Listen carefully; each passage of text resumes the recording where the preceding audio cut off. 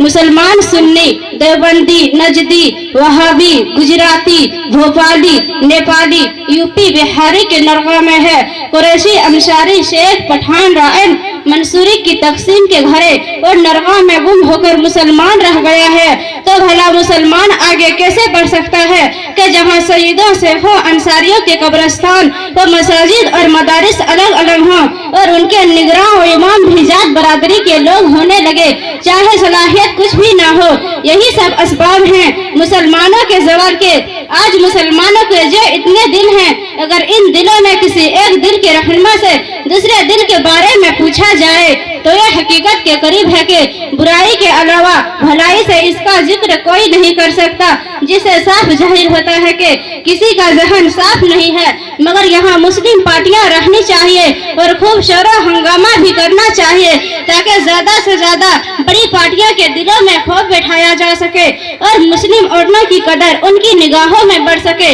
मगर ये भी याद रहे कि अगर उन मुस्लिम पार्टियों में आपसी इंतशार रहा तो मुसलमानों को जबरदस्त नुकसान होगा और हमारे बुजुर्गों और बड़ों ने जिन मकासद के तहत पार्टी की बुनियाद डाली थी उनका खाक चकनाचूर हो जाएगा। इस आजाद हिंदुस्तान में एक माकूला मशहूर है कि जमहूरियत में अक्सरियत की जीत होती रहा उहदा का मसला तो बड़ी पार्टियों में भी बड़े बड़े नेता निकाले जाते हैं और कितनों का उहदा उनकी हैसियत से नहीं मिलता। और यह भी सच है कि जिस कौम की सत्ता में लंबे समय तक हिस्सेदारी नहीं रहती वह कौम अपनी पहचान खो देती है। इसीलिए हमारी निगाह में मुस्लिम मुफाद की सिर्फ दो सूरतें हैं। नंबर एक, या तो तमाम मुस्लिम सियासी पार्टियां मुत्तहिद होकर किसी उम्दा छई वाली पार्टी को लड़ाएं। नंबर दो, या फिर किसी सेकुलर जहनियत रखने वाला पार्टी के आला कमान का बड़े पैमाना पर साथ देने का वादा करते हो, क़यादत में हिस्सेदारी की शर्त मंजूर करा ले। आज मुल्क में हमारा हाल बिगतर और अफसोसनाक यूं है कि हम पार्टियों के गुलाम हैं और हमारा गुलाम कोई पार्टी नहीं, कौम की आंख के आंसू कोई पूछने वाला नहीं। अगर कोई मुसलमान किसी बड़ी पार्टी से कहीं खड़ा होता है तो इस मुसलमान को हराने के लिए दूसरी पार्टियां गैर मुस्लिम उम्मीदवारों को किसी मुसलमानों को बदलकर किसी मुसलमान को ही तलाश करते हैं ताकि मुस्लिम वोटों की तकसीम हो जाए और कोई मुसलमान ना जीते। और यह हर सारी पार्टियां इस्तेमाल करती हैं। इस चाल से भी हमें बाखबर होना होगा और अकल रोशन और दौरे अंदेशी से काम लेना होगा। हिंदुस्तान की जनता चाहे वह किसी भी बरादरी की हो सब एक हमवकियत के सामान है और मुसलमान हिंदुस्तान की आत्मा है और बगैर आत्मा की जिस्म की अहमियत या तो दफन कर देना है या जलाना है। इसीलिए अगर कोई पार्टी मुसलमानों के हुकूक की पामाली करती है तो वह बाशिंदगान हिंद को दफन और शमशान घाट तक पहुंचाने की तैयारी करती है। और रही गद्दारी की बात तो इन बातों से अंदाजा हो जाएगा कि कौन मुल्क का गद्दार है और कौन मुल्क का वफादार।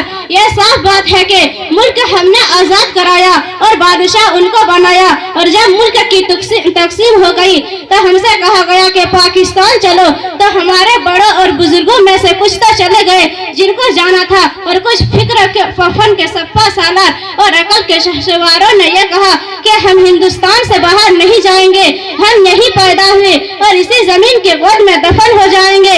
ऐसा नहीं होगा। जब तक जिंदा रहे भारत रत्न कहलाते रहे और मरने के बाद वजूद का पता भी नहीं चले कि समुंदर के रास्ते अमेरिका पहुंचे या लंदन, पाकिस्तान पहुंच गए या श्रीलंका। क्योंकि जली राख को जब समुंदर में डाल दिया जाएगा तो फिर क्या पता चलेगा कि साहब कहाँ पहुंच गए। कि जब इस मुल्क हिंदुस्तान में एक तरफ इंदिरा गांधी भारत रत्न बन रही थी तो दूसरी तरफ मुल्क का शेर अब्दुल हमीद 1965 में उस पाकिस्तान के उस टैंक की जिसको दिल्ली तक पहुंचने से कोई रोक नहीं सकता था उसको निस्त व नाबूद करने में लगा हुआ था। इस अमेरिकी टैंक की शारग को काटने में कामयाबी मिली जब बाशिंदगान हिंद के लिए मौत का सामान बन रहा था। और जब 1947 में कश्मीर के बंटवारे को लेकर गड़बड़ी हुई तो भारत रत्न फौजी ब्रिगेडियर मोहम्मद उस्मान ने अपना हौसला जवान करते हुए सरहद की हिफाजत के लिए अपनी जान का नजराना पेश कर दिया। इसी तरह कारगिल पर जब पाकिस्तान ने हमला किया तो हनीफुद्दीन ने मुल्क की आबरू बचाने की खातिर शहादत का जान नोच किया। और इस तरह के बेशुमार मुसलमान हैं जिन्होंने बगावत तहफ़्फ़ुज़ के लिए अपने को कुर्बान, बच्चों को यतीम और बीवी को बेवकूफ़ी का लिबास पहना दिया। हिंदुस्तान का सच्चा वफादार मैं ही हूँ, कब्रों से पूछ असल जिम्मेदार मैं ही हूँ। दरिया के साथ वक्त समुंदर में बह गया, मिट्टी में मिलके मिट्टी का हकदार मैं ही हूँ। खुद जिंदगी का हुस्न का मुयार बेचकर दुनिया रईस हो गई करदार बेचकर। दीवानगी तो देखिए जूते पहन ली हम सर फेरों ने रेशमी दिस्तार बेचकर। बस दिल तेरे रगों में अगर खून नहीं बचा जा चूड़ियां खरीद ले तलवार बेचकर। हम अपनी बात इसी पे खत्म करती हूँ। आखिरी दवान अल्हम्दुलिल्लाह रब्बिल आलमीन। अस्सलामु अलैकुम व रहमतुल्लाह। किस्मती ये है मुसलमान सुन्नी, देवबंदी, नजदी, वहाबी, गुजराती, भोपाली, नेपाली, यूपी बिहारी के नरगा में है। कुरैशी, अंसारी, शेख, पठान, रायन, मंसूरी की तकसीम के घरे और नरगा में गुम होकर मुसलमान रह गया है। तो भला मुसलमान आगे कैसे बढ़ सकता है कि जहाँ सईदों से हो अंसारियों के कब्रिस्तान व मसाजिद और मदारिस अलग अलग हों और उनके निगरान व इमाम भी जात बरादरी के लोग होने लगे, चाहे सलाहियत कुछ भी ना हो। यही सब असबाब हैं मुसलमानों के ज़वाल के। आज मुसलमानों के जो इतने दिल हैं, अगर इन दिलों में किसी एक दिल के रहनुमा से दूसरे दिल के बारे में पूछा जाए तो यह हकीकत के करीब है कि बुराई के अलावा भलाई से इसका जिक्र कोई नहीं कर सकता, जिससे साफ जाहिर होता है कि किसी का जहन साफ नहीं है। मगर यहाँ मुस्लिम पार्टियां रहनी चाहिए और खूब शोर हंगामा भी करना चाहिए ताकि ज्यादा से ज्यादा बड़ी पार्टियों के दिलों में खौफ बैठाया जा सके और मुस्लिम औरतों की कदर उनकी निगाहों में बढ़ सके। मगर ये भी याद रहे कि अगर उन मुस्लिम पार्टियों में आपसी इंतशार रहा तो मुसलमानों को जबरदस्त नुकसान होगा और हमारे बुजुर्गों और बड़ों ने जिन मकासद के तहत पार्टी की बुनियाद डाली थी उनका खाक चकनाचूर हो जाएगा। इस आजाद हिंदुस्तान में एक माकूला मशहूर है कि जमहूरियत में अक्सरियत की जीत होती रहा उहदा का मसला तो बड़ी पार्टियों में भी बड़े बड़े नेता निकाले जाते हैं और कितनों का उहदा उनकी हैसियत से नहीं मिलता। और यह भी सच है कि जिस कौम की सत्ता में लंबे समय तक हिस्सेदारी नहीं रहती वह कौम अपनी पहचान खो देती है। इसीलिए हमारी निगाह में मुस्लिम मुफाद की सिर्फ दो सूरतें हैं। नंबर एक, या तो तमाम मुस्लिम सियासी पार्टियां मुत्तहिद होकर किसी उम्दा छई वाली पार्टी को लड़ाएं। नंबर दो, या फिर किसी सेकुलर जहनियत रखने वाला पार्टी के आला कमान का बड़े पैमाना पर साथ देने का वादा करते हो, क़यादत में हिस्सेदारी की शर्त मंजूर करा ले। आज मुल्क में हमारा हाल बिदतर और अफसोसनाक यूं है कि हम पार्टियों के गुलाम हैं और हमारा गुलाम कोई पार्टी नहीं, कौम के आंख के आंसू कोई पूछने वाला नहीं। अगर कोई मुसलमान किसी बड़ी पार्टी से कहीं खड़ा होता है तो इस मुसलमान को हराने के लिए दूसरी पार्टियां गैर मुस्लिम उम्मीदवारों को किसी मुसलमानों को बदलकर किसी मुसलमान को ही तलाश करते हैं ताकि मुस्लिम वोटों की तकसीम हो जाए और कोई मुसलमान ना जीते। और यह हर सारी पार्टियां इस्तेमाल करती हैं। इस चाल से भी हमें बाखबर होना होगा और अकल रोशन और दौरे अंदेशी से काम लेना होगा। हिंदुस्तान की जनता चाहे वह किसी भी बरादरी की हो सब एक हमवकियत के सामान है और मुसलमान हिंदुस्तान की आत्मा है और बगैर आत्मा की जिस्म की अहमियत या तो दफन कर देना है या जलाना है।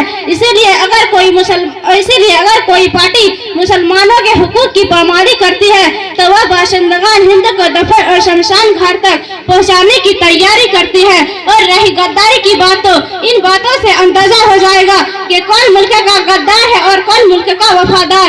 यह साफ बात है कि मुल्क हमने आजाद कराया और बादशाह उनको बनाया और जब मुल्क की तकसीम हो गई तो हमसे कहा गया कि पाकिस्तान चलो, तो हमारे बड़ों और बुजुर्गों में से कुछ तो चले गए जिनको जाना था और कुछ फिक्र के फफन के सप्पा सालार और अकल के शहसवारों ने यह कहा कि हम हिंदुस्तान से बाहर नहीं जाएंगे, हम यहीं पैदा हुए और इसी जमीन के गोद में दफन हो जाएंगे। ऐसा नहीं होगा। जब तक जिंदा रहे भारत रत्न कहलाते रहे और मरने के बाद वजूद का पता भी नहीं चले कि समुंदर के रास्ते अमेरिका पहुंचे या लंदन, पाकिस्तान पहुंच गए या श्रीलंका। क्योंकि जली राख को जब समुंदर में डाल दिया जाएगा तो फिर क्या पता चलेगा कि साहब कहाँ पहुंच गए। कि जब इस मुल्क हिंदुस्तान में एक तरफ इंदिरा गांधी भारत रत्न बन रही थी तो दूसरी तरफ मुल्क का शेर अब्दुल हमीद 1965 में उस पाकिस्तान के उस टैंक की जिसको दिल्ली तक पहुंचने से कोई रोक नहीं सकता था, उसको निस्त व नाबूद करने में लगा हुआ था। इस अमेरिकी टैंक की शारग को काटने में कामयाबी मिली जब बाशिंदगान हिंद के लिए मौत का सामान बन रहा था। और जब 1947 में कश्मीर के बंटवारे को लेकर गड़बड़ी हुई तो भारत रत्न फौजी ब्रिगेडियर मोहम्मद उस्मान ने अपना हौसला जवान करते हुए सरहद की हिफाजत के लिए अपनी जान का नजराना पेश कर दिया।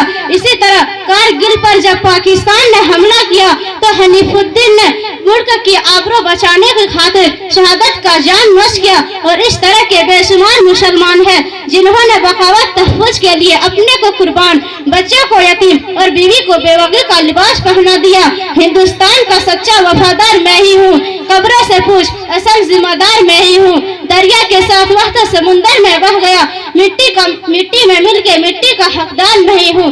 खुद जिंदगी का हुस्न का मुयार बेचकर दुनिया रईस हो गई करदार बेचकर। दीवानगी तो देखिए जूते पहन ली हमशर फेरों ने रेशमी दिस्तार बेचकर। बस दिल तेरे रगों में अगर खून नहीं बचा जा चूड़ियां खरीद ले तलवार बेचकर।